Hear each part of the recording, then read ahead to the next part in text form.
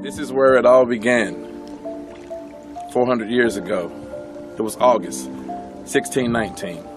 Aboard a Dutch ship, 20 Africans arrived here in Jamestown.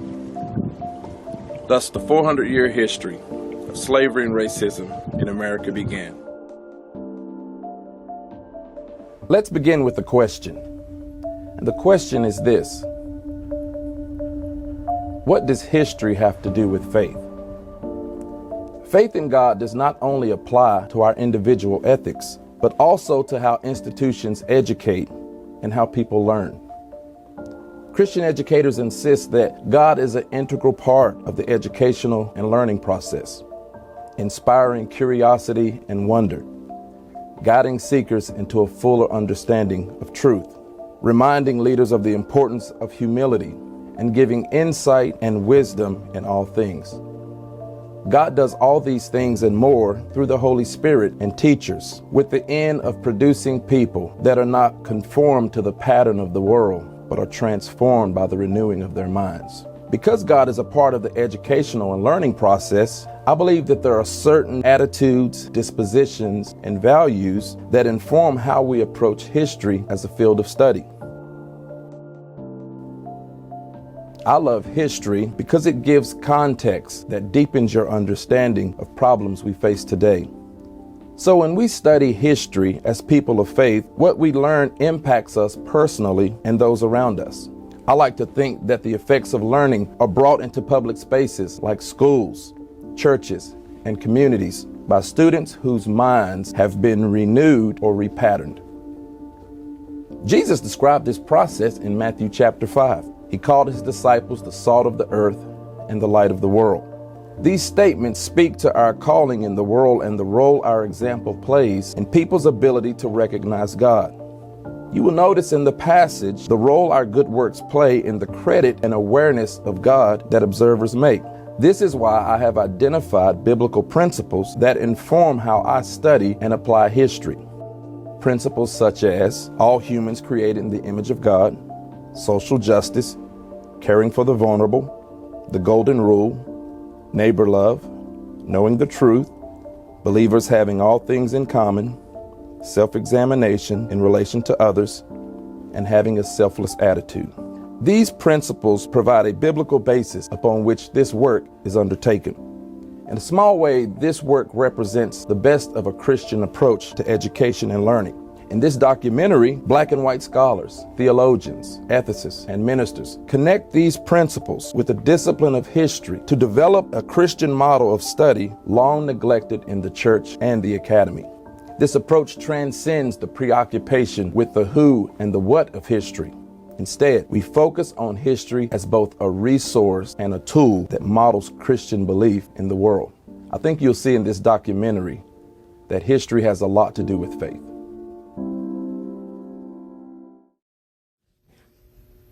I took a trip to Jamestown, Virginia. It felt more like a pilgrimage as I journeyed to the place this history began. I stood by the Atlantic Ocean. I looked out over the James River. I felt the cold air and damp soil my ancestors felt and stood on 400 years ago. Now, I've read hundreds of books on slavery, but standing here made the history real in a special way. The history is here documented. It says John Rolfe, Virginia tobacco planter, the Secretary of the Colony of Virginia, documented the August 1619 arrival of the first Africans to land in Virginia at the nearby Old Point Comfort, which is the present-day Hampton. In a letter to Sir Edwin Sandys, treasurer of the Virginia Company of London, Rolfe wrote that a Dutch man-of-war, actually an English privateer, the White Lion, brought not anything but 20 and odd Negroes. Governor George Yeardley and the colony's Cape merchant met the ship and gave its captain some victuals in exchange for the Africans. 3 or 4 days later, another group of Africans arrived on the same ship, the Treasurer. Afterwards, some of these first Africans were brought up to Jamestown. There is something sacred about memory, about looking back so we can understand how we got here today. I have spent over 10 years studying slavery and the ways it has intersected with Christianity, how references to slaves in the Bible have been interpreted by the church, and specifically the impact of slavery in America. With 2019 marking the 400-year anniversary of Africans in America, I wanted to take a different look at this issue. This documentary is not going to trace the long, painful history of slavery, but rather provide a local account of a community striving to understand and address the effects of this history.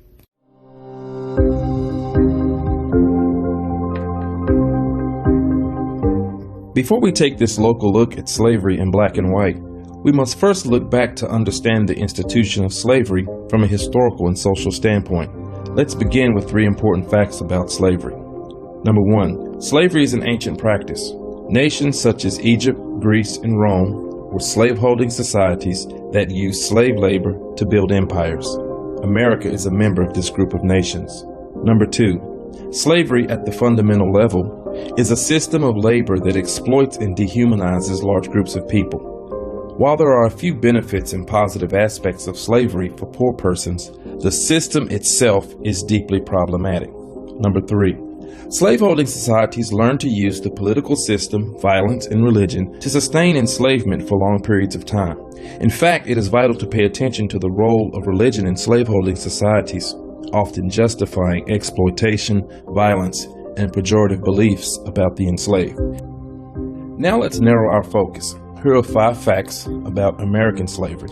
Slavery in America began in 1619 in Jamestown, Virginia, with the sale of 20 Africans to the colonists, and ended between 1863 and 1865 with events such as the Emancipation Proclamation, the end of the Civil War, and the ratification of the 13th Amendment. This is roughly a 246-year period. Number 2, slavery in America evolved from a form of debt slavery in the early part of the colonial period for Africans, Europeans, and Native Americans to a racialized form of chattel slavery for millions of Africans. Chattel slavery was the dominant form of slavery in America. Number 3, enslaved Africans and money from cheap labor built the economic, political, and social infrastructure of the country and created extensive wealth for whites, while simultaneously shutting blacks out of systems and institutions their labor built. Number 4, slavery divided 3 major Christian denominations, led to the creation of permanently segregated churches, and a bloody war that cost the lives of approximately 620,000 Americans. Number 5, slavery morphs after 1865 in different ways through the Black Codes, Jim Crow segregation, thousands of lynchings, the creations of ghettos in the North, and convict leasing. These things led to another century of racial unrest confronted by the Civil Rights Movement under Martin Luther King Jr., and accompanying laws to address racism.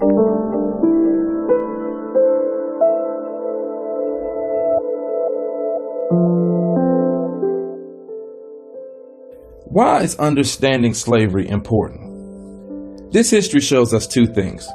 First, This history reveals the deeper, more fundamental problems with slavery. It is violent. It exploits masses of people, many times for generations. And it uses the political, social, and religious system to do it. Any society structured this way cannot quickly reverse itself or undo the damage exacted against those enslaved. Moving on or moving past this will take a considerable amount of time. Slavery and legal discrimination lasted over 300 years. That is 3/4 of the history of this country. This history is also important, secondly, because by coming to a basic understanding of how slavery works, it is essential in recognizing the ways slavery's shadow continues to hang over this nation today. In fact, African American leaders have emphasized the connection between slavery and the current plight of Black Americans for over a century, and their work has mostly been ignored. The truth is, slavery's shadow and presence is still with us. 50 years ago, a great American in whose symbolic shadow we stand today signed the Emancipation Proclamation. This momentous decree came as a great beacon light of hope to millions of Negro slaves who had been seared in the flames of withering injustice. It came as a joyous daybreak to end the long night of their captivity. But 100 years later, the Negro still is not free. 100 years later, the life of the Negro is still sadly crippled by the manacles of segregation and the chains of discrimination. 100 years later, the Negro lives on a lonely island of poverty in the midst of a vast ocean of material prosperity. 100 years later, the Negro is still languished in the corners of American society and finds himself in exile in his own land.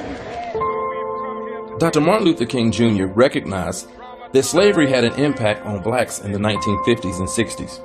And today, leaders recognize that slavery in America was more than a historical fact or a historical period between 1619 and 1865, but rather had deeper social, psychological, ideological, religious, and spiritual roots that continue to affect us today. The unchristian, insensitive, and persistent push for African Americans to put slavery behind us for good reflects a profound level of ignorance of what was actually done and for how long.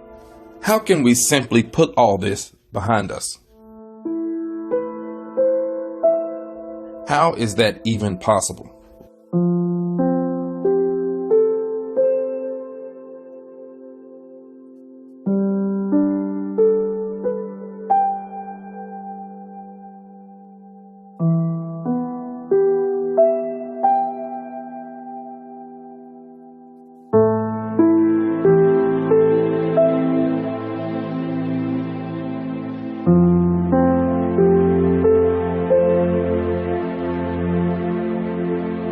Wright was one of a number of African Americans trying to understand and explain the American Holocaust we inherited. Today I continue that work, feeling and giving utterance to the full pain we inherited, but also adding to it by showing viewers how people are attempting to address and repair it. What both this history and African American leaders are trying to show us is that while slavery may be historical, its effects are still with us. In fact, understanding slavery gives context to the continuing problems associated with race and racism, and it provides insight into the disparities we currently see in the U.S. in the areas of wealth, education, healthcare, mental health, crime, and unemployment. both now and for years to come. The challenge for churches will be to address and correct the effects of centuries of slavery. If you see that the effects of this history continue to be with us today, the question then is this: what are you going to do about it? What began in Jamestown, Virginia in 1619 continues to impact this country. So we are here in the city of Louisville, in the state of Kentucky, and I want you to see what it looks like for a local community to address the impact of slavery and racism in America. We're going to meet with local pastors, community leaders, and educators who in different ways introduce this history and its impact on people in this community. We begin by asking African American leaders to examine what the effects and legacy of slavery look like in their community. I would say I've identified really two areas that I think we're still dealing with. That would be with our black males in terms of development, identity, and how they relate to the world around them in terms of the United States and how they're treated. And I think that has absolutely ties to slavery. Number two, I would say with our children. I think our family structure, family dynamic has been negatively affected and it's carried on for years. And that's one of the many challenges, especially when you pastor a church in a poor zip code, when you deal with individuals who don't quite understand that this issue is not a here and now issue. It's an issue that has been going on and has really infiltrated our neighborhoods. I think that you could definitely see the residual effects of that legacy of racism within the particular communities. From my perspective, I think probably one of the most prevalent kind of residual impacts is really what was the deconstruction of really our identity, our African identity. You find people that are really struggling with an identity crisis, and it manifests itself in all sorts of ways. The impact of slavery in the Russell community is significant, and we see it on a day-to-day basis in how the people think of themselves, but also how this community has been treated. We are in an area that has over 9,000 residents, and in this particular area, the average income for many of the residents is about $15,000 annually, and the education level is about a 10th grade education. And so all of those are residual effects of slavery and institutionalized racism in Metro Louisville.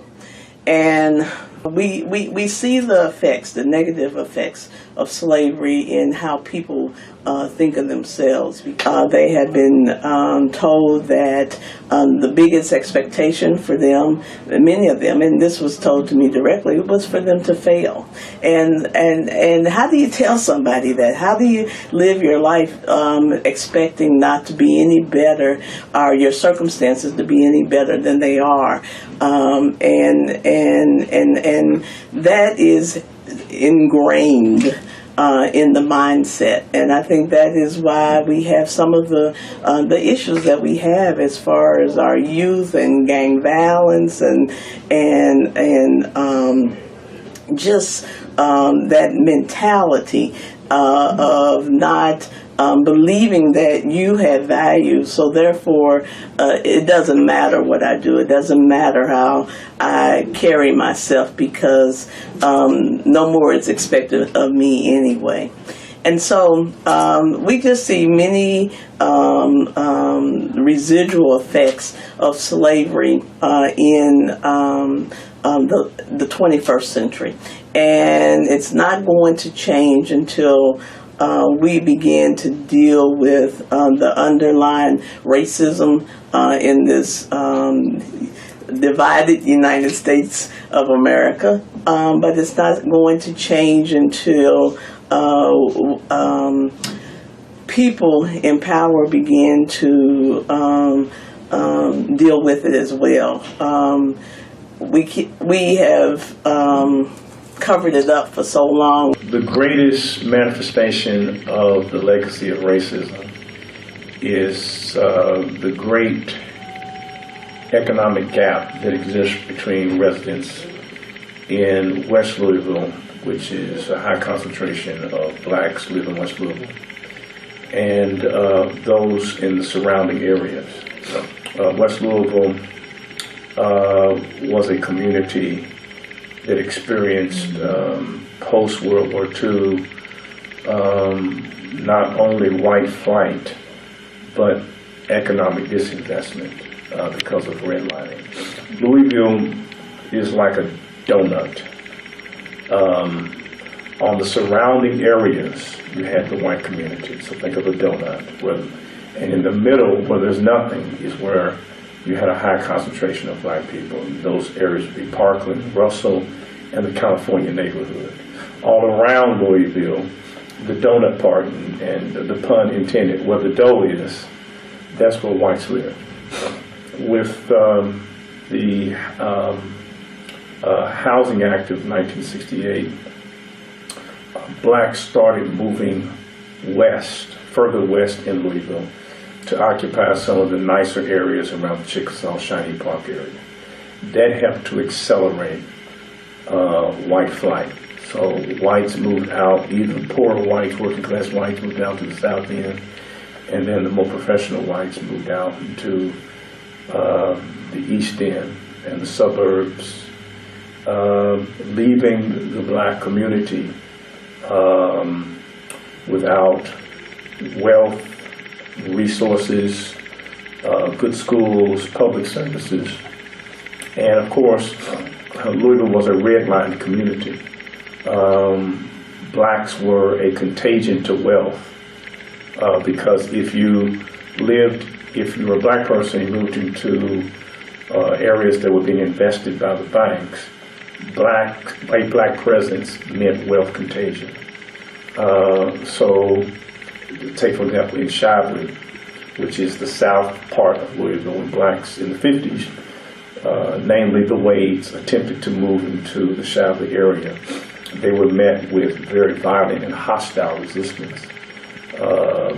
Their house was bombed, the Klan burned the cross on their lawn, and so that was terrorism that blacks experienced, and that was in the 50s. I was born in the 50s.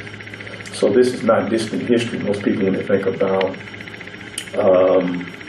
racial injustice committed against blacks, they won't think of distant history, namely slavery, and the effects of slavery still with us today. But it's not only what was done distant, it was done in the present, and it's what is continuing to be done to the black community today. I think the greatest consequence of centuries of slavery and Jim Crow has been the great wealth gap. Black people are extremely poor and are separated from wealth. One report highlights that Louisville, Kentucky may be the third most segregated city as it relates to the poor and blacks having access and contact to people who have wealth. So we deal with it every day. There's a lack of resources for our institutions. There's a lack of opportunity for black people. And that is why professional blacks do not look forward to moving to Louisville. And those blacks who grow up in Louisville and are able to get a degree in education with marketable skills usually tend to want to leave Louisville. Louisville is not a magnet for black people because it's a segregated city and it's culturally efficient. There's not much here in Louisville for black. It is this recognition of slavery's effects that inform the different ways leaders in the Black community attempt to address and repair the damage done. From a ministry standpoint, and I'll answer it like this, I have tried in the past and still try to really deal with the effects of slavery through mentorship with young men, young ladies. And I say tried because, you know, here in Louisville, as I'm sure in Lexington as well, we have so many young kids without fathers. And walking around holding on to so much anger. And we've tried to really, really deal with that. But I've recently had a shift in my thinking. Mentorship is so important, but I think if we're going to deal or combat the effects of slavery, we have to deal with building wealth, building generational wealth. And that's sort of my new approach. Not that it's anything new to ministry, but it's something that I hadn't really given a lot of attention to the way I should. So I've sort of shifted from mentorship to what can I do to put people in a generational wealth sort of building process. And that's a big one for me. That's what I'm in now. That whole identity conflict is one of the biggest things I see. So primarily, one of the things I try to address in our preaching is always using the opportunities to highlight any African connections within the Bible. I see so many people that are going astray just looking for that identity within the text. Mm-hmm. And there's so many opportunities to make a connection and draw that line that many people aren't aware of. So that's one of the things I definitely do. You know, it's amazing, and again, I don't know how it is in Lexington, but here in Louisville, I'm finding out that it's much easier to get money for mentorship, grant money, funding sources, but you really run into an issue when you start presenting to these funding sources that you want to build generational wealth and that you want to affect, and all of a sudden it becomes much more difficult, and that really is what sent up the red flag, and I said, I must be onto something, because the folk don't mind us having after-school programs. Right. Helping with homework and all that kind of stuff. But when you start talking about, again, generational wealth, it's almost as if that is sort of off limits. And that's been very, very concerning. Yeah, absolutely. And that's a challenge. And I think when you talk about the effects of slavery, that is one of the main issues. Even when slavery was, quote unquote, over, we came out of slavery with no wealth, no land, nothing.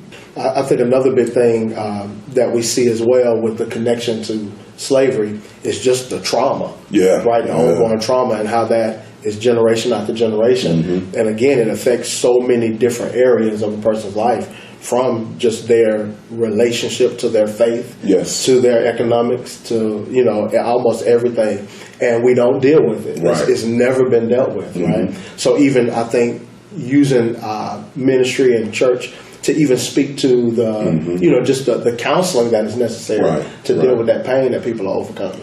At St. Peter's / Molo to deal with these issues is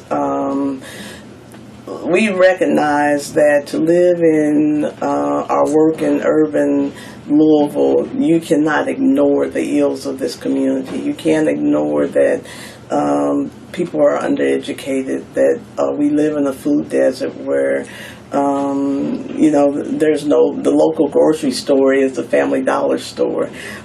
We can't ignore that many of our people are in recovery, either from alcoholism or drug addiction. We can't ignore that 60% of our residents have some connection to the Justice Cabinet, either through them being incarcerated or family members being incarcerated, our neighbors. And so to ignore that, for me, says that we are ignoring the gospel of Jesus Christ, and that we have a responsibility to be God's hands and feet in this community and to help make a difference.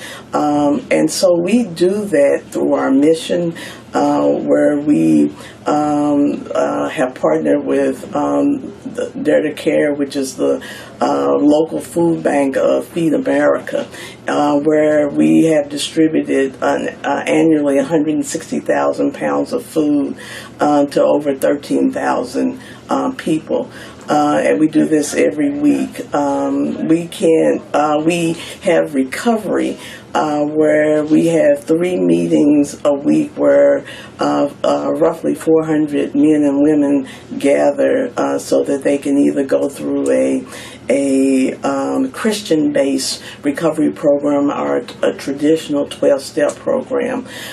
We have a reentry program, a 12-week and a 12-month program where men and women come every Monday so that they can deal with their emotional life skills, which is a 7-week program where they can go get the basics, reading, math, reading comprehension, where they can do basic computer learning, where they deal with mindfulness or art therapy.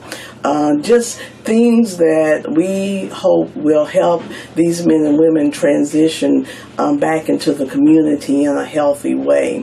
But we don't stop with that, because we realize that it's the gospel that gives us the strength, the gospel of Jesus Christ that gives us the strength that we need. So it's also preached in the pulpit. And one of the things that we have done in order to be creative, on Saturdays when we distribute the food for Dare to Care, it's one thing to just give the physical food, but we also give the spiritual food. So we have worship service prior to distribution of the food. And what we want to do is connect people to the gospel of Jesus so that they have that as well as the physical food, so that when they leave here, we hope that they are enriched to the point that they have connected to the good news of Jesus, but then they also understand that this food is not just for them, and so it's not a matter of just taking this food and hoarding the food for themselves, but also sharing it with their neighbors, realizing that when we're all in this together, and that we have a responsibility to help one another. And so we address the realities of racism and the effects of slavery in a whole lot of different ways. How can a black pastor, college president, seek to redress centuries of injustice? Well, I think I attempt to do 3 things. Number one, I think, especially I think it's the historic role of the black church, and that's personal transformation, group empowerment, and social justice, and all those are connected. And I think that what is foundational for black leadership is social justice. And by social justice, I mean, first of all, being honest about America's racial past. America likes to cover it up. America likes to hide it. America likes to deny that it never existed. We do a la carte history, in which we just select certain parts of history that helps to drive our narrative, instead of looking at history through the lenses of history's victims. The fact of the matter is that what America has done to black people constitutes a crime against humanity based on the United Nations standards of crimes against humanity. We need to call it what it is. It is a crime against humanity. Social justice means repairing the descendants of slaves and Jim Crow people. There's a bill, Sheila Jackson Lee has introduced recently, the bill that was first crafted by Conyers, who was the former congressman from the Detroit area, H.R. 40, which is calling for just the study of reparations, and it has never been able to get a hearing on the floor of the Congress. This is not a call for reparations. This is just a call for the study of reparations. And I think the great sin of America, especially the church, is the absence of historical curiosity. We should be curious enough to ask the questions, why are things the way they are? The reason they do not want to study that bill is because they don't want to find out the reason things are the way they are. Because once you know the truth, then you have the burden of doing something about it. And the debt, to quote Randall Robinson, is so huge, it's so monumental, we don't even know how to pay it. So that whole social justice piece, speaking truth to power, helping both the public sector and the private sector to create an even playing field for all peoples. There is something special happening in the city of Louisville. Not only are African American leaders talking about the history of slavery and racism, leaders in white churches are doing it as well. I met with two pastors and asked them why it is important for white churches to understand the history of slavery and racism in America. Louis, it's been important for me personally to learn about the history of slavery and to come to a deeper awareness of the gravity of what happened long ago, but also how that continues to impact our world today. So it seemed important to us, especially as white Christians, to begin to look honestly at the question of how have we benefited, what happened, how can we begin to make repair of what has transpired in the past? How can we learn from the past? How can we grow from the past? You can't repent of what you don't face. And so I think every generation of white people is going to have to face the reality of slavery that was built into the very DNA of our country, and and then for their generation to find ways to make changes so that we have equality in America. Well, it's important because it's part of our own spiritual discipline. We must remember, this is what Christ calls us to do when we go to the table. When we partake of the bread and the cup, we are called to remember. And if we don't remember, then we refuse to even look at the ugly parts of our own history, how we were complicit, and even our silence perpetuated evil within the world. And for the white church to understand that means we have to go further back into history, even beyond our own American history of slavery, but all the way back into understanding Christendom and how our white theology was pushed onto people inappropriately, often used with violence in order to conform them to our way of being. And this is rooted in bad theology, in bad language that has been twisted, where the church only sees God in one dimension. And that has gone on for centuries. And so I wonder if the white church was willing to even expand our language, our understanding of how God works in the world, then maybe our own hearts will be changed in the process. These pastors experienced personal transformation that they invited their congregations to also experience. And I began to have my eyes opened about the larger implications of racism and white privilege, to truly see at a deeper level all the realities of that. It did begin to impact my preaching, the kind of stories I told, the way that we as a predominantly white congregation began to look at the world.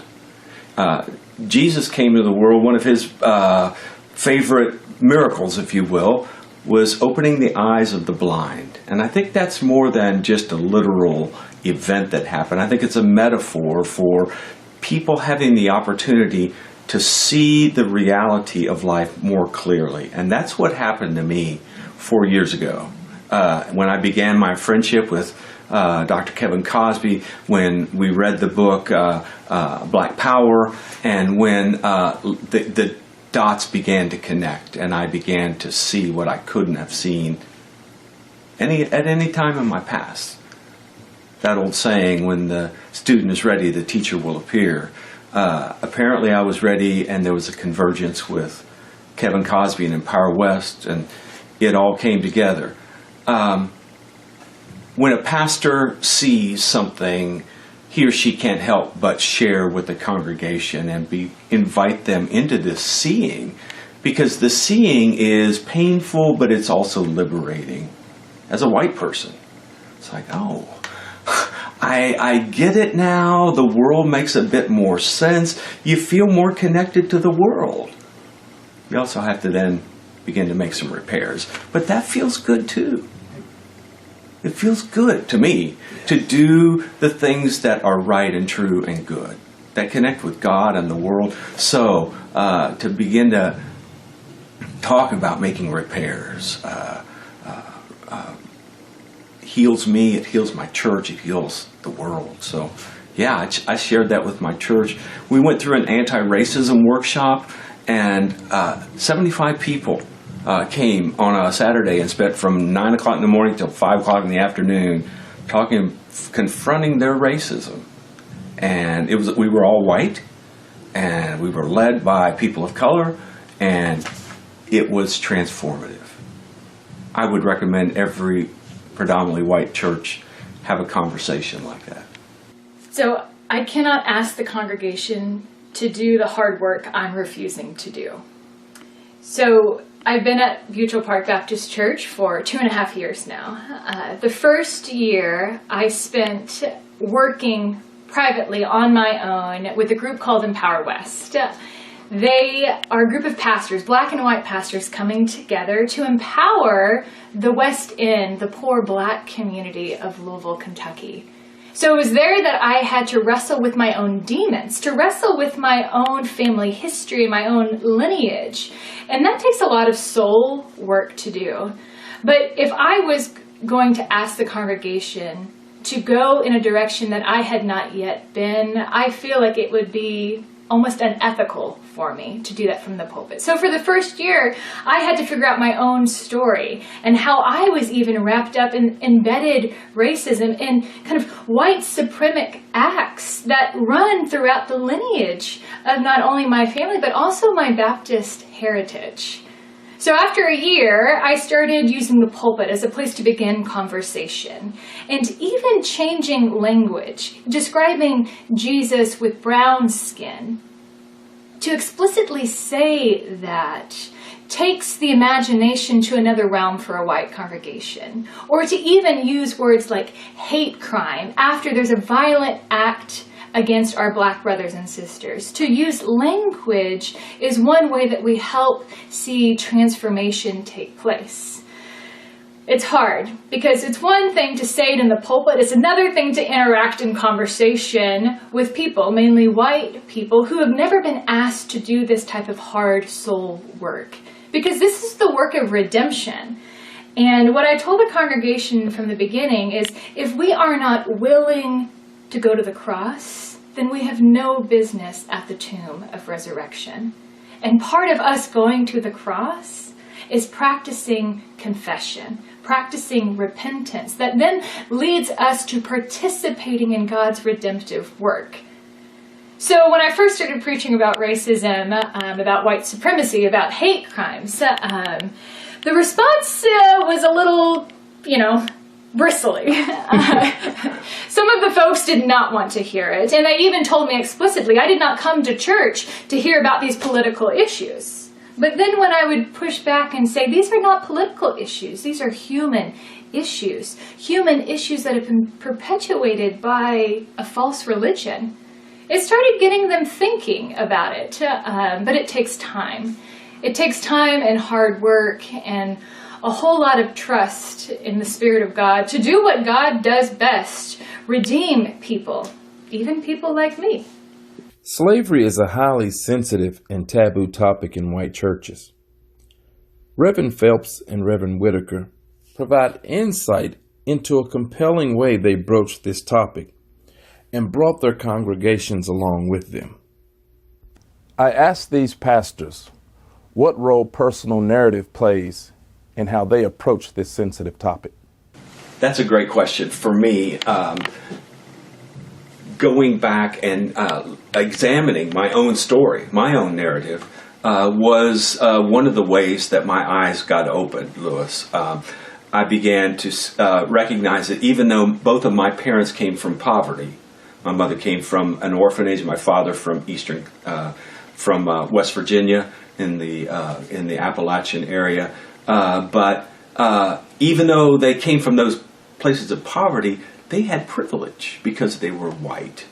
And as I began to unpack my own story, I began to see how I had privilege and others didn't. And if it happened for me, I think it's happened for everyone. So me telling my story has helped other people with their own narrative to recognize privilege, to recognize points of racism within one's own thinking, and to begin to heal those places and trust that even though it feels risky to enter into this hard conversation about race, well, you and I know the more we've done it, the closer we've gotten, and the more real this gets. And I love that. I wouldn't trade this for anything. Using I language is crucial when you're talking about sensitive topics that dehumanize people if they're not willing to be spoken aloud. So when I was doing the hard work of my own history, I found in my own narrative that there were Southern Baptist great-great-uncles who were pastors in Kentucky who were around the same time as the Civil War who promoted slavery. Like that personal narrative of history is haunting for me and really shame-filled. And it took me a long time before I could actually speak it aloud.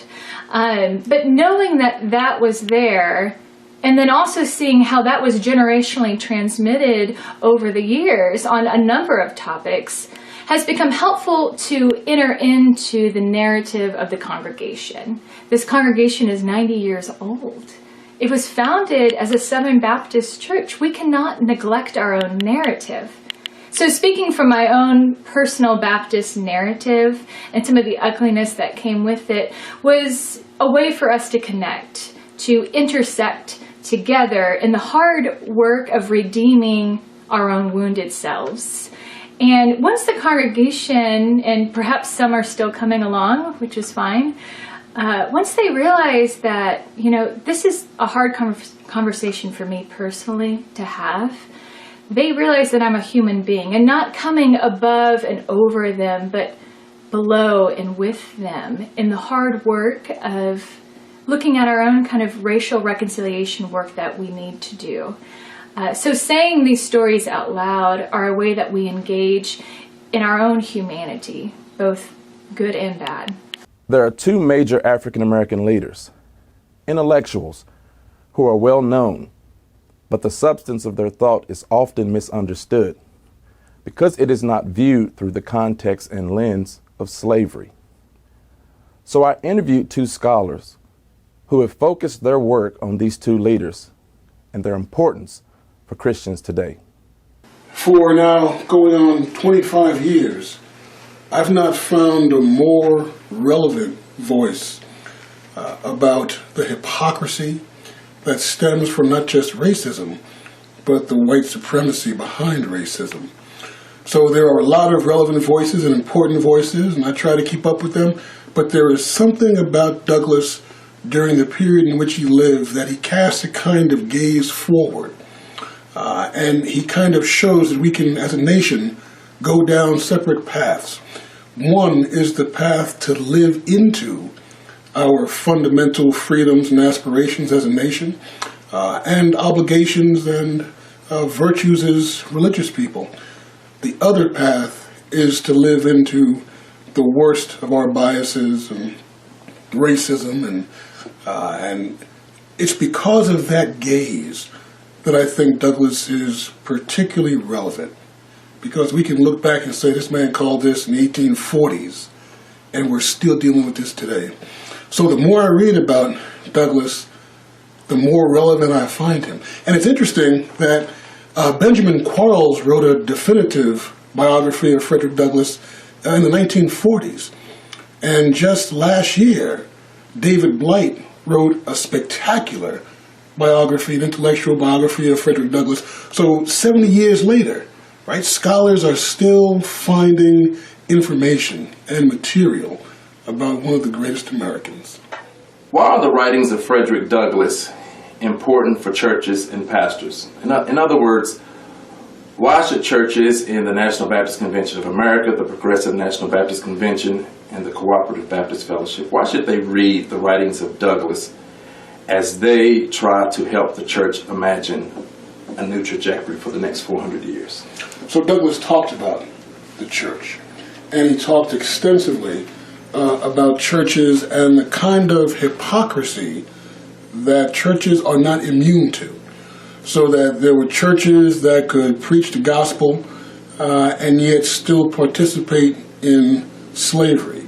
There were churches that would take up the cause of bringing Bibles to Africa, but you could not say a word on behalf of the liberation of the slaves in those churches.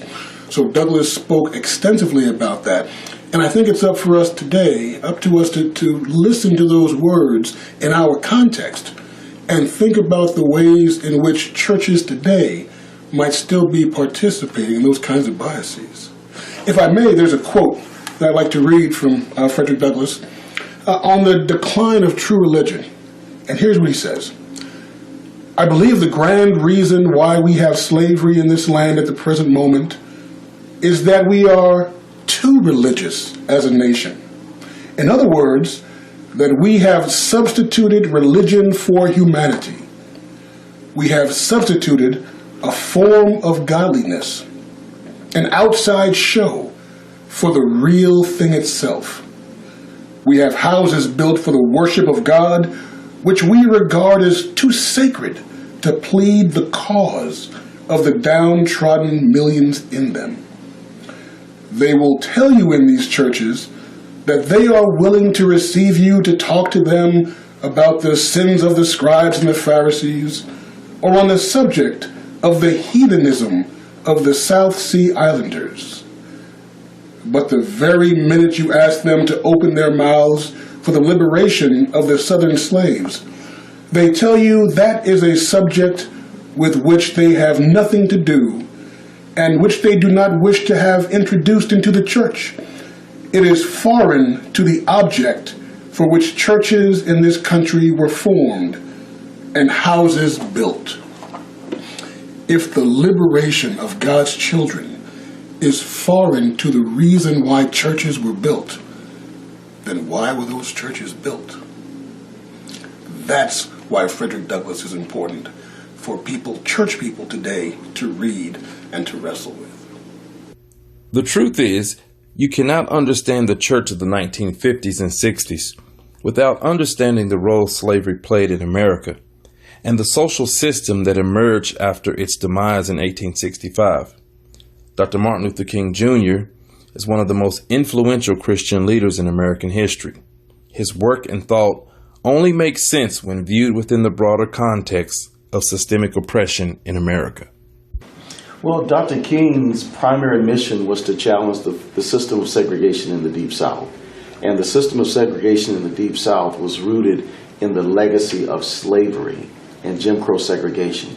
So Jim Crow segregation and the system of segregation in the Deep South all emerged out of the enduring systemic evil of slavery. Understanding slavery as that primary institution that existed for nearly 300 years in American society shaped and formed the cultural milieu that Dr. King was challenging and sought to overcome in his life and in his legacy. So in the crucible of slavery was when this nation was forced into a consciousness of racial division, of violence, and this legacy of dividing human beings on the basis of the color of their skin. So when Dr. King stood up in 1963 and said that his dream is to one day live in a nation where people would not be judged by the color of their skin, but by the content of their character, he was speaking directly to the history of the slave experience that had laid the foundation for how we often view each other in American society. So slavery and the system of slavery, which was in fact a legal, political, and a spiritual disruption of human community, laid the foundation for much of what Dr. King was trying to do in his life and in his work. If you think about the opening of Dr. Martin Luther King Jr.'s I Have a Dream speech, the first few statements that Dr. King made actually provide deeper insight into the impact of slavery and the system of segregation that he sought to upend. So in that historic speech in August of 1963, under the hot, blazing sun, Dr. King spoke to over 300,000 or 400,000 individuals, where he called forth the conversation to say that we have been issued a blank check, a bad check, a check that has come back marked insufficient funds. And so we gathered together today to help call America to live up to its creeds, live up to its promises, and to be true to its word and what it put on paper. And so the challenge of advancing racial justice or human community or equality is taking on the history of slavery and the slave experience that continues to invade our current body politic. It continues to show up in present realities because it shaped the foundation for how we understand much of our culture today. Both Hill and Williamson show us how to use history to not only provide context on today, but also to use past insight to help us see clearly the challenges before us. Frederick Douglass has a quote at the end of his autobiography where he draws a very sharp distinction between the Christianity of the slaveholders and the Christianity Jesus represents. Listen to Williams' reflection on this quote and why his criticism is so important if white and black churches are going to address the deeper reasons for segregated churches. It's a passage that Douglass uses any number of occasions. You will see over time that he kind of polishes the quote that he uses. The fullest expression, though, is found at the end of his narrative, the first of his autobiographies. And as I like to say, let's go to the primary source. Here's what Douglass says. I love the religion of our blessed Savior. I love that religion that comes from above in the wisdom of God, which is first pure, then peaceable, gentle, and easy to be entreated, full of mercy and good fruits, without partiality and without hypocrisy. I love that religion that sends its votaries to bind up the wounds of him that has fallen among thieves. I love that religion that makes it the duty of its disciples to visit the fatherless and the widow in their affliction. I love that religion that is based upon the glorious principle of love to God and love to man, which makes its followers do unto others as they themselves would be done by. It is because I love this religion that I hate the woman-whipping, the mind-darkening, the soul-destroying religion that exists in the southern states of America. It is because I regard the one as good and pure and holy that I cannot but regard the other as bad, corrupt, and wicked. Loving the one, I must hate the other. Holding to the one, I must reject the other. Douglass is doing a lot here. So part of what he's doing is a sort of a theological exposition in which he is looking at what does God reveal about how we should live. And let's identify what God reveals and contrast that to how we actually live from the perspective of slaves. Now, by doing so, what Douglass does is he disallows the kind of colloquialisms that look at the peculiar institution is just a cultural practice. And he draws a line in the sand. He lays down the gauntlet and says, if this is what God says we should do, then what is happening is not God. So his love and hatred really correlates to what is revealed and what has not been revealed, what is under God's yes and what is under God's no. And Douglass does this with clarity and a forcefulness to affect change in people. Which side are you on? Right? And we see that in the civil rights movement. We see that in movements today. Which side are you on? So what Douglass does in terms of religion is to lay down what God has revealed and what we do that in no way is what God intends. But he does more than that. Douglass also is making a kind of cultural and social critique. He is identifying, laying bare, shining a light on white superiority and how white superiority plays itself out in religion. So that no one can say, well, this is just cultural practice. This is somehow apart from religion. This has nothing to do with religion. This is just a social practice. Douglass is critiquing that very culture as well as being implicit, as being caught up with a false practice of Christianity.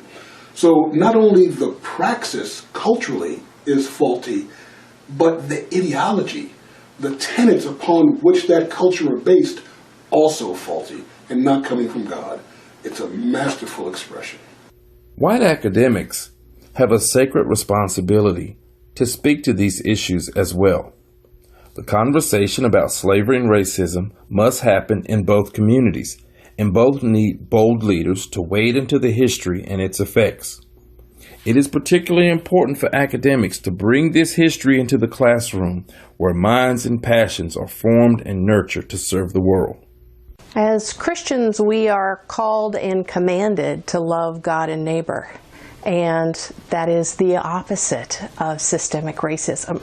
And we cannot live into our Christian identity while we continue to inhabit and support implicitly, often without our conscious consent, ways of being in the world and systems that harm our neighbors and our kin and kith.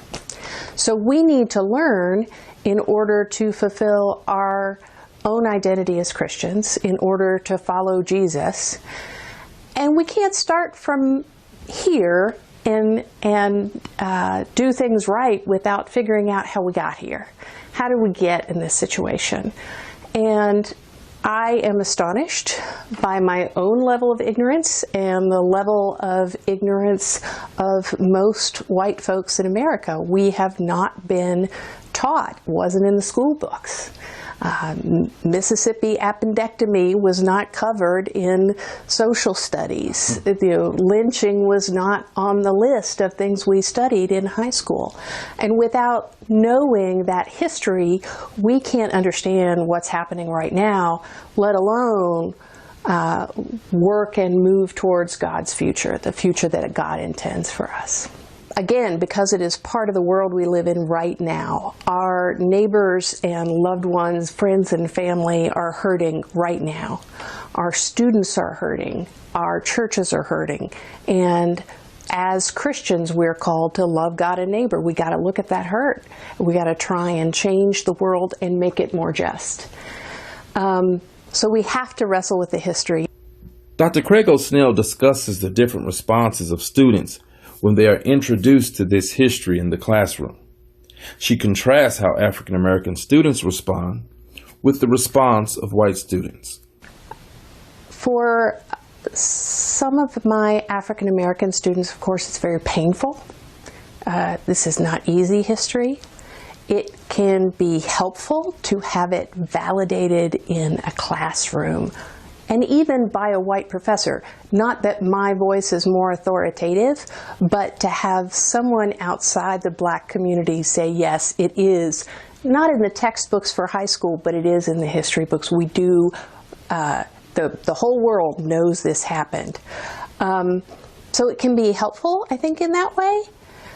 Often my African American students will elaborate on what I know and teach me more about whatever topic we're covering. For a lot of white students, it's complete surprise. They just had no idea. They sometimes want to say, well, that couldn't be. That can't be right. Why didn't I know that? Surely that wasn't the case. And there's a fair amount of kind of falling into silence that isn't wanting to not hear anymore, but is just trying to process all of this. And then out of that silence comes all kinds of questions about what can we do to change the future. Many times what ends up happening when white Christians are introduced to this history is they get stuck in guilt. Dr. Craig O'Snell co-authored a book to show people ways they can stand in solidarity, stand alongside people that have been marginalized in ways that allow them to be authentic, to be able to own and acknowledge their privilege, their ignorance, but to not leave them stuck in guilt. The book is called No Innocent Bystanders, Becoming an Ally in the Struggle for Justice. It's co-authored with Christopher Dussault, a Catholic theologian and activist. We're both white people. We're both fairly clueless, but less clueless than we used to be.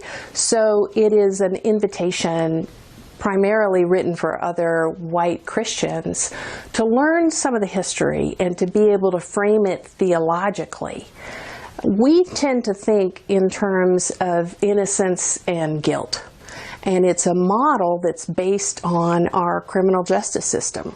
Did someone intend to do it? Did they do it? Were they coerced to do it? That kind of way of thinking. If you do that, that model just isn't helpful when you're talking about large societal structural issues. I didn't invent racism. I'm not guilty of starting it.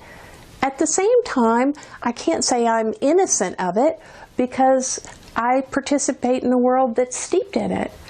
So the concepts of innocence and guilt really don't fully address large communal problems.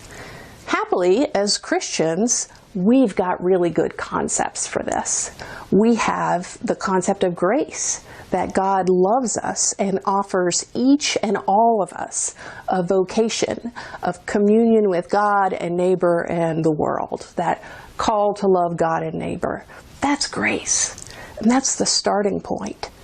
And within that, we recognize that we don't do it well. We miss the mark. We move away from what we're called towards. We sin. And that sin is both individual, and there are times when I do it really wrong, and it's communal. It's broken structures, like mass incarceration, like the New Deal, structures that were put in place that keep racism going. So the good news is, if you're in a place of guilt, there's not really much you can do. You feel guilty. Do you ask to be punished? Do you just feel bad about yourself? Guilt doesn't motivate much. But if you know that you're broken, if you know that you're sinful, well, we have ways of dealing with that in Christian theology, particularly in the Reformed tradition that I am part of. First is you acknowledge that this is true. You tell the truth about the situation. In the United States right now, if we as a whole nation acknowledged the horrible history of racism and the ongoing structures that support it, that would be life-changing. That would not be a small thing. But you don't just acknowledge it and say you're sorry, then you turn around and reorient yourself towards the goal of loving God and neighbor. So that twofold move of acknowledging and course correcting is repentance. And repentance is the Christian response to sinfulness. We know we're sinful. We're not just stuck wallowing in it. We've got a path to take. and it's one of repentance. And I think that that is good news for white Christian churches. We're not just stuck knowing that our ancestors created a system that harms our neighbors and sort of benefits us even while it erodes our souls. God has offered a way forward for all of us. What I want you to understand about this history is that there's more to the history of slavery and racism in America than where slavery began in Jamestown in 1619, or that there were 20 Africans from Angola who became indentured servants, or that there were approximately 10 to 12 million Africans who were taken from the continent of Africa and transported to North, Central, and South America during the North Atlantic slave trade.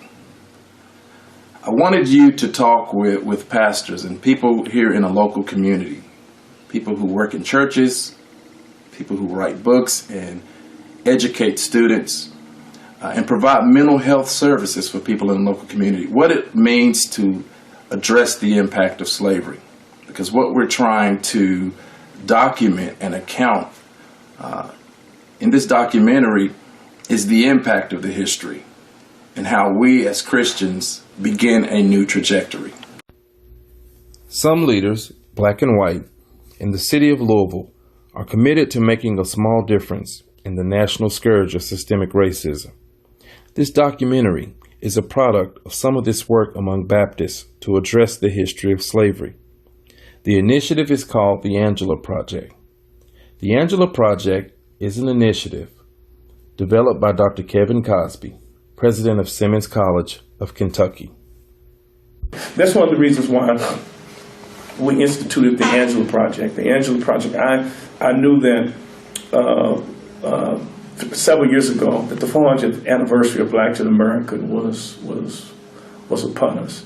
So I wanted to help draw attention to the evils of slavery, the legacy of slavery. 400 years ago, we were brought here as slaves.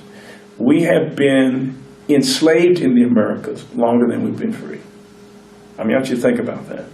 We've been free, semi-freedom. We're not free now. We are, slavery, as someone has said, has evolved. So we were enslaved for 246 years. Slavery has been over 153 years. And when I say slavery, I mean that form of slavery, because it has evolved into new forms, from convict leasing to sharecropping to Jim Crow and segregation to the ghettoization of blacks through redlining, through mass incarceration, through the destruction of black wealth with the housing crisis of the late 20th century. Most black wealth is in their homes.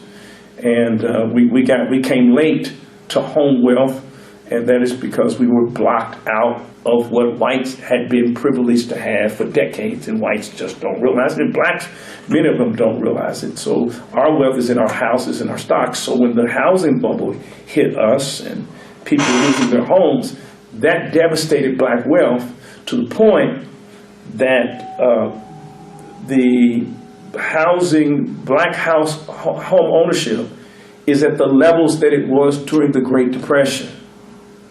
So the whole purpose of the Angela Project was to educate people about the legacy of slavery and Jim Crow in hopes that we can set a new trajectory for race in America within the next 400 years. Unfortunately, that was my hope and that was my dream, but it seems like that what we did the first 400 years, there are those people who want to commit to maintaining white supremacy and black disadvantage.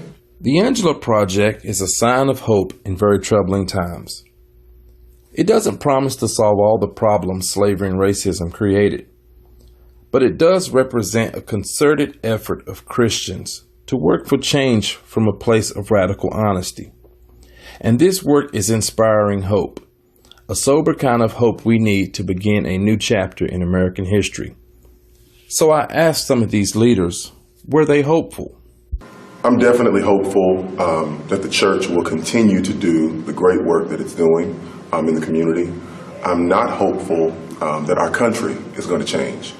And I think that the church has demonstrated in many ways to be that stark contrast that stands up against the oppressive nature that this country was built upon and that continues to exact upon people of color. So in that respect, I'm very hopeful the church will continue to do what it's supposed to do.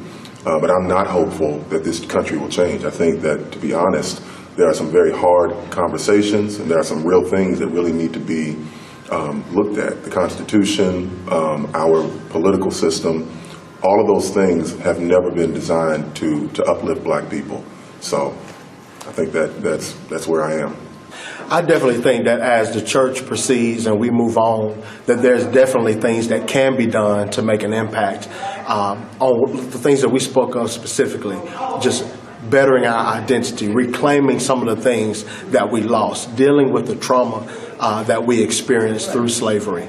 I think that the church can definitely make and position itself to deal with those things to better not only the black community, but for our whole society. So I am hopeful because I think as things become more prevalent and out front and in our face, that the church is going to be forced to really deal with these issues. And I'm looking forward to it because I am hopeful that we're going to do the right thing. We walked around and acted like we are on equal footing, and we're not. I had to laugh. In part of the class that I did, we did a hierarchy, a race hierarchy, and talked about where black people would fit on this hierarchy.